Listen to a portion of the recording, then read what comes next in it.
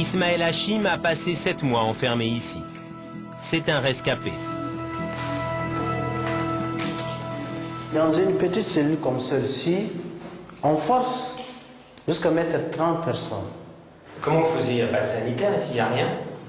Écoutez, ici on oublie tout ce qui est sanitaire, tout ce qui est nourriture, tout ce qui est etc. C'est lavé, etc. On oublie, hein. On vous enferme ici définitivement. Dès la première semaine de son emprisonnement, Ismaël Hachim a vu plusieurs prisonniers mourir devant lui. Dans ces cellules bondées, la chaleur était insupportable. Vous savez, ici en haut comme en bas, c'est du dalle. Et les dalles, quand il fait chaud, il fait extrêmement chaud. C'était au mois d'avril, hein, et c'était le moment de Ramadan.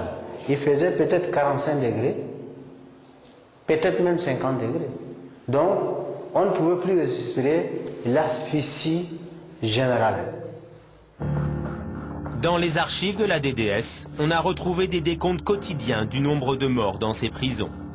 10, 20, 30 personnes pouvaient y décéder en une seule journée.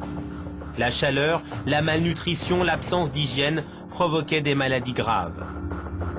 Et dans les cellules, les prisonniers étaient souvent obligés de vivre à côté des cadavres de leurs camarades.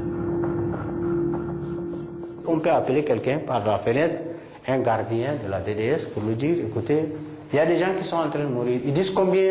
Quand on leur dit 3, 4, ils disent non, vous êtes l'ennemi de Dieu, l'ennemi du pouvoir, vous êtes condamnés à mourir. Donc si ça n'atteint pas 6, 7, on ne vient pas vous chercher. Donc on vous laissait là avec... On laisse avec les cadavres, voilà. Et il faut dormir sur les cadavres, parce que le corps de cadavre, il fait frais.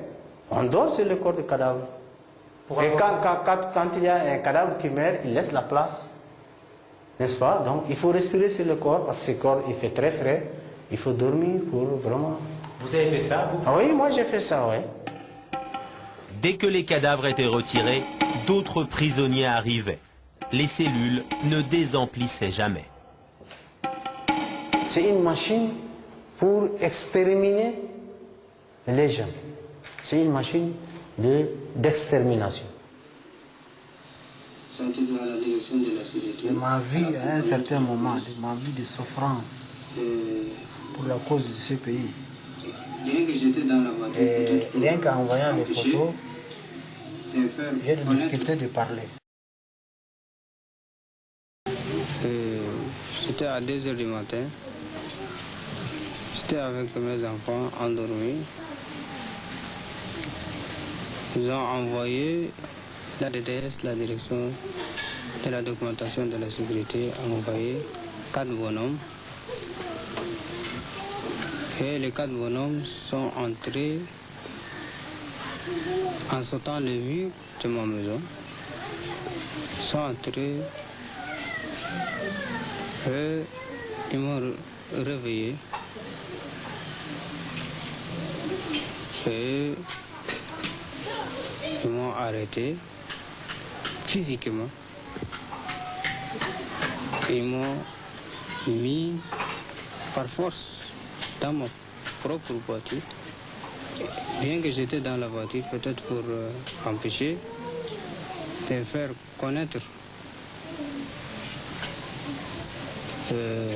les gens qui me maltraitaient ou m'attachaient par derrière. Ils m'ont attaché les yeux avec mon mouchoir. Et le mouchoir de ma famille qui était dedans, ils m'ont arraché. Et ils m'ont largué là-bas parmi tant de prisonniers.